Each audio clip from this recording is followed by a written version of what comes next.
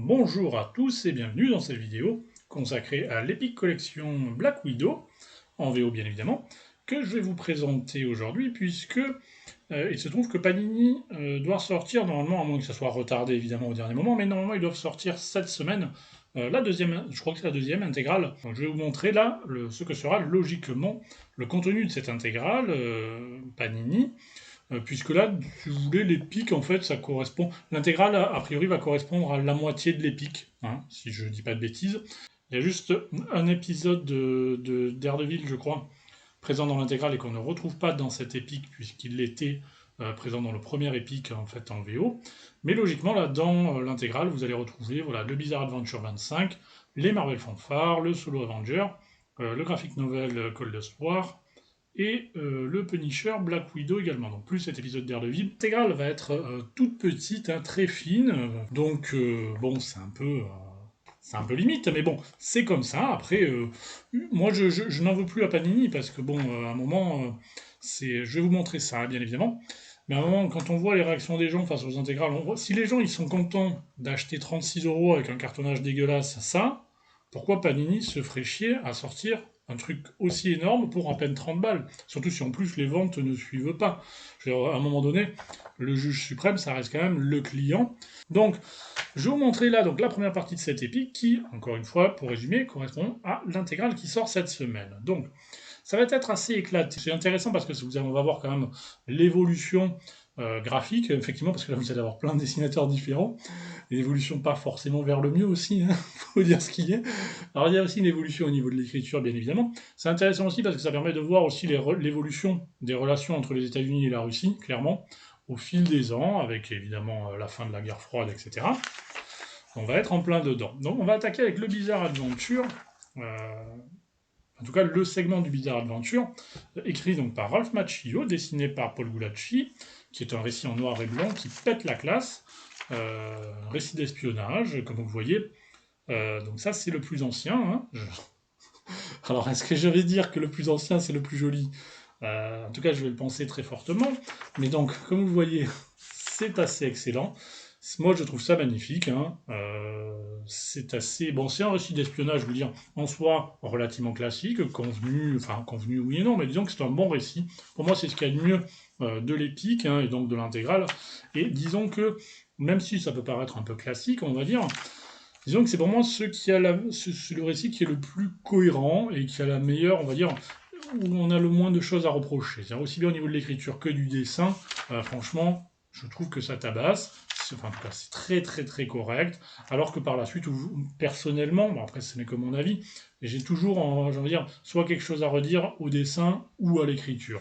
Là, globalement, pour le premier récit, c'est assez excellent à mon sens. Ensuite, vous allez avoir un petit récit, donc toujours de Black Widow, tiré des Marvel Fanfare, toujours écrit par Ralph Macchio, et dessiné par Georges Pérez. Alors, Georges Pérez, j'aime beaucoup, même si là, je trouve pas que ce soit forcément ce qui l'ait fait de mieux. Comme vous voyez, là, ça Black Widow, par exemple, là, quand même des proportions de taille quand même assez chelou.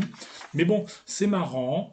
C'est forcément, il y a un contraste quand même. Là, vous allez voir, c'est l'épique, et ça va être l'intégrale du contraste. Hein, parce que là, vous voyez quand même la différence par rapport au premier récit. Là, on va avoir un truc d'extrêmement coloré. Euh, qui est vraiment l'archétype bon, avec un petit récapitulatif de son historique, etc. Et c'est vraiment, autant le premier, c'était un truc qui se voulait un peu adulte, d'espionnage, etc. Autant là, on tombe complètement dans le récit de super-héros classique, voire extrêmement cliché, avec des super-vilains qui sont quand même un peu... qui sont hauts en couleur, on va dire, mais qui sont aussi un peu des clichés ambulants, vous voyez là. C'est eux, là, la fine équipe que Natasha va affronter. Alors, ils sont pas forcément entrés dans l'inconscient collectif des fans de Marvel, hein, et pour cause. Mais bon, c'est marrant. Pour l'anecdote, c'est sympa à relire. Ce sont évidemment pas des chefs-d'œuvre, hein, ces pages, on va pas se mentir. Euh, mais bon, c'est rigolo, il faut pas le prendre trop au sérieux. Et voilà, bon, c'est du comics d'action, mais très typé, je vous dis, super-héros. Du coup, forcément, en comparaison avec le premier, c'est vrai que ça jure un peu. Mais bon, c'est plutôt sympa. Pas rien de mémorable, clairement. Mais les personnages, vous voyez, là, c'est Snapdragon, par exemple, elle. Bon, elle est cool, mais bon, je sais pas trop, en fait, si je l'ai vue ailleurs, par exemple. Là, on a une jolie cover d'un jeune Arthur Adams, a priori. Mais Georges Perez, c'est toujours cool, hein, ça fait toujours plaisir, il n'y a aucun souci. Donc là, même si c'est très différent du premier récit, pour moi, on est quand même toujours dans quelque chose de très appréciable. Ensuite, on a un petit récit là, très court, tiré d'un solo Avenger avec Hawkeye, mais là, Hawkeye, il n'est pas dans ces pages-là. C'est écrit par Bob Layton, et ancré aussi par Bob Layton, dessiné et coécrit par Jackson Guice. C'est relativement osef, hein, c'est expédié très rapidement, c'est une histoire assez bon. Elle veut retrouver son ancien professeur de danse, je crois, pour voilà, enfin, s'excuser. Mais bon, elle s'est torchée en quelques pages. C'est relativement sans intérêt, on va pas se mentir. Ensuite, vous avez un autre gros point lourd, on va dire, de cette épique et donc de l'intégrale. C'est ce graphic novel écrit par Jerry Conway. Euh, et dessiné par George Freeman, qui se situe, alors ça c'est intéressant parce qu'il se situe juste après, je crois qu'il est en 90 celui-là, donc juste après la chute du mur de Berlin, et vraiment c'est quelque chose qui marque complètement tous ces comics, hein, les relations entre les États-Unis et, le, et la Russie. Alors ce George Freeman, là, je vais pas mentir, au dessin, je suis pas fan, du tout. C'est un style, mais personnellement j'ai rarement vu une Black Widow aussi moche. Et je dis pas que le dessin est moche, mais en tout cas, je parle d'un point de vue esthétique, quoi, vous voyez. Alors, je sais, je devrais pas dire ça, il faut pas le physique, voilà, c'est pas bien, la superficialité, tout ça, machin. Mais là, elle est quand même assez vilaine, hein. Elle a un front, on dirait un angle droit. C'est quand même, j'avoue, j'ai rarement vu une Natasha aussi, bon, aussi peu, on va dire, glamour, hein, très clairement. Le récit, après, il est plutôt sympa, il est bien écrit, ça, il n'y a pas de souci. Des petits, voilà, on refait un peu l'historique là au début de Black Widow, évidemment, puisque bon, comme c'est à chaque fois des récits tirés voilà, divers et variés, on va dire, enfin, donc forcément, il faut un peu rafraîchir la mémoire aux gens. Mais bon, le récit, il est cool. Je vous dis, c'est toujours pareil, hein, des trucs d'espionnage, etc. Vous voyez, les dessins, moi, je suis pas emballé hein, quand même. Hein. Là, ouais, il y a des trucs, c'est chelou quand même. Hein. Là encore, quoi, Natacha. Oh, c'est dur quand même. Hein. C'est dur. Hein, je vais pas mentir. Donc le récit, pour moi, il est plutôt bien écrit, il est agréable à suivre, il n'y a pas de souci. Au niveau du dessin, vous ferez votre avis. C'est vrai que personnellement, je n'ai pas été complètement emballé. Et alors, à la fin, il y a cette phrase, il y a cette page qui est quand même marrante, enfin marrante. Parce que, encore une fois, donc, je vous répète, c'est en 90, hein, donc c'est s'imaginer, même si je pense que la fin de l'histoire n'a pas été écrite encore, quoi, enfin en tout cas pas publiée. Mais bon, c'est vraiment voilà, la fin de l'histoire, voilà, la fin du communisme et de la guerre avec le communisme, donc et cette remarque un peu naïve, si vous voulez, de Jerry Conway. Mais alors à l'époque, je ne veux pas non plus trop me moquer, parce qu'à l'époque, c'était pas non plus, c'était normal, si tu veux, d'être un peu dans l'euphorie, de se dire, bon, ça y est, maintenant c'est fini, tout le monde va être libre, tout le monde va être heureux, etc., ça va être formidable. Bon, forcément, aujourd'hui, quand on le relit, 30 ans après, forcément, on est un peu retombé. Hein, mais voilà, vous avez cette conclusion, là, cette phrase où à la fin il dirait quand on repense à la guerre froide, c'était quand même un peu bizarre, marrant, kind of funny in a sad way, etc. Et il termine en lui disant, c'est Nick Fury, mais You're free to do what you want, Natasha. I know, Nick, we're all free now, and it's glorious. En lâchant un ballon et tout. Donc il y a un côté vraiment. C'est vraiment. Quand on le relit aujourd'hui, c'est vrai que ça fait sourire un peu. Mais bon, c'est voilà, c'est l'époque qui voulait ça, on va dire, on va pas non plus lui reprocher. Ensuite, vous avez ce récit, un autre graphic novel avec le Punisher et Black Widow, autre ambiance, hein, radicalement différent. Autant le récit d'avant, les dessins pour moi c'était pas ouf, mais l'écriture ça allait. Là, j'ai envie de dire pour moi, bon c'est très personnel, mais là c'est l'inverse. Donc on va retrouver Larry Stroman au dessin, qui était le dessinateur évidemment d'X-Factor qu'on avait vu dans l'Omnibus. Par contre, c'est écrit par quelqu'un Chichester, que je ne connais pas. Et alors, sincèrement, ça m'a pas donné envie de poursuivre, parce qu'alors, c'est du récit d'action des années 90, mais alors, action non-stop, il n'y a quasiment pas d'histoire. C'est un truc de malade. C'est vraiment, il y a de la violence quand même assez décomplexée, on va dire, hein, si vous voyez. Mais c'est vraiment l'histoire, je veux dire, c'est une blague quoi. Ça vaut vraiment que pour les dessins. On voit les portraits, voilà, les profils à l'ornadin, comme ça. Donc moi j'aime bien, mais vraiment c'est uniquement pour les dessins quoi. L'histoire c'est juste une blague. Hein. C'est un prétexte complet. Euh, bon, voilà, c'est un graphic novel. Logiquement, l'intégrale va se terminer avec ce récit. Bon, c'est Stroman. Moi j'aime bien Stroman au dessin, donc ça il n'y a pas de souci. Mais je vous dis, l'écriture c'est compliqué. Encore un joli portrait là.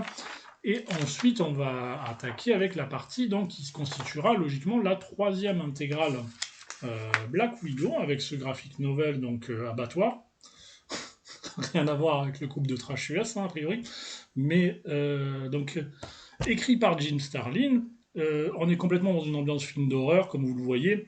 Le récit est bon. Le récit est bon. Les dessins de Joe Chiodo, je connaissais pas très bien. Il y a du bon et du moins bon, j'ai envie de dire.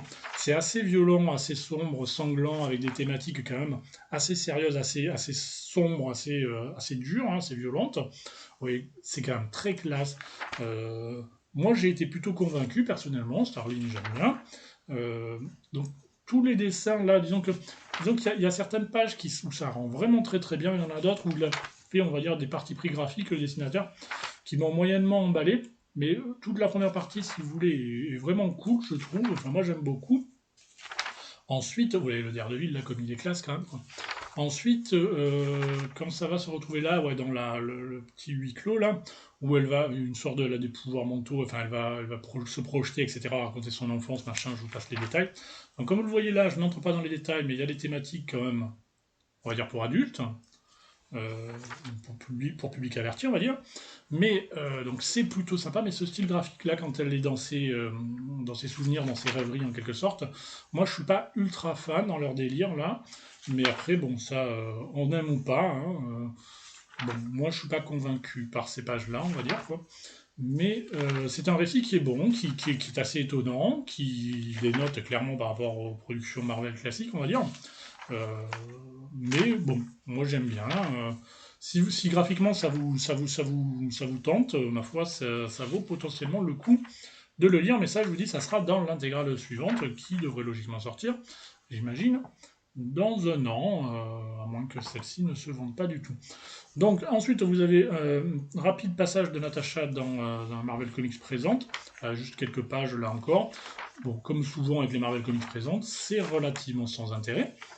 Ensuite, vous avez là aussi un segment tiré de l'annual d'Aredevil, donc uniquement le deuxième segment de l'annual, donc avec Natasha. Dans le premier, je crois qu'il y avait Elektra et Shang-Chi.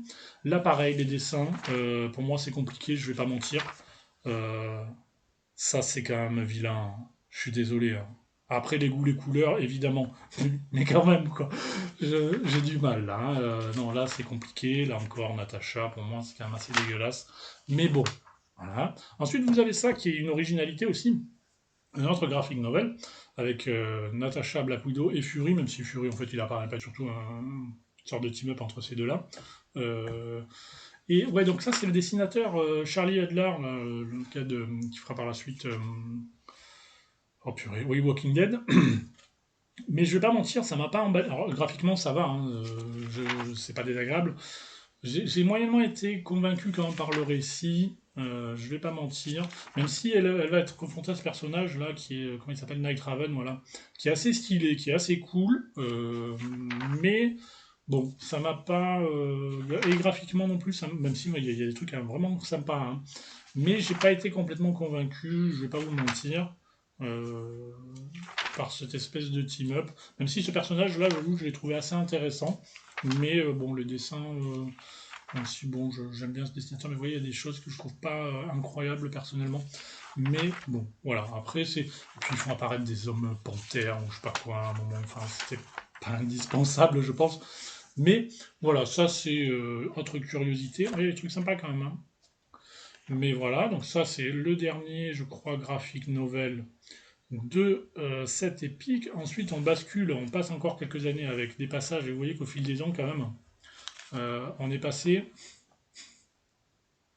Non mais juste on est passé de ça à ça. Donc comme quoi, toute évolution n'est pas forcément systématiquement synonyme de progrès. Mais bref, là, ça plaira à ceux qui aiment quand les dessins, pardon, lapsus, quand les comics ressemblent un peu à des dessins animés. Mais bon, moi, je vais pas mentir, là, non, ça passe pas, hein. Pour moi, c'est non. Je dis pas que c'est moche, hein, c'est pas moche du tout. C'est du Scott Lobdell, c'est pas ce qu'il a écrit de pire, hein, loin de là. Mais bon, l'histoire, ça va. Mais bon, les dessins, pour moi, c'est. Ouais, non, moi, les dessins animés, c'est pas mon truc. Donc, je vais pas vous mentir, là, ça a été pour moi très très compliqué, vous voyez, c'est ce genre de choses pour moi. Bon, mais après, les plus jeunes ou ceux qui sont restés jeunes dans leur âme, on va dire, apprécieront. Moi, personnellement, c'est non. Et ça se termine là, logiquement. Ensuite, vous avez quelques bonus avec notamment le portfolio de Gulachi. Donc ça, c'est quand même sympa. Bon, scripté que 6 planches, donc là on les voit en entier. Bon, là c'est sûr, disons que c'est plus mon ambiance, on va dire, hein, que les trucs dessins animés, mais bon, après, hein, chacun ses goûts, hein, mais bon, vous avez les vôtres, j'ai le droit d'avoir les miens aussi. Hein. Bon, ça pète la classe quand même. Hein. J'avoue que c'est très sympa. Ensuite, vous avez l'extrait du Marvel Universe, là. Puis des covers, là on voit à gauche Al Milgrom, à droite Kevin Nolan, qu'on avait vu je crois dans l'Omnibus Moon Knight volume 2. Là un truc par Terry Austin, j'ai envie de dire l'accident bête, hein. Je sais pas ce qui s'est passé mais c'est quand même bien moche. Là un truc June Brigman et Jim Lee, bon, pas pareil mais pas loin quoi. Par contre là voilà Joe Chiodo, il y a des trucs qui sont quand même bien cool. Mais voilà, donc c'est pour terminer cette épique Black Widow. Et très sincèrement, je vais pas vous mentir, je sais pas quand il y aura une autre vidéo. Ça dépendra de mon humeur et de mon envie. Mais bon, forcément, vu que la VF, ça me saoule un peu, c'est un peu compliqué pour moi. Allez, à plus!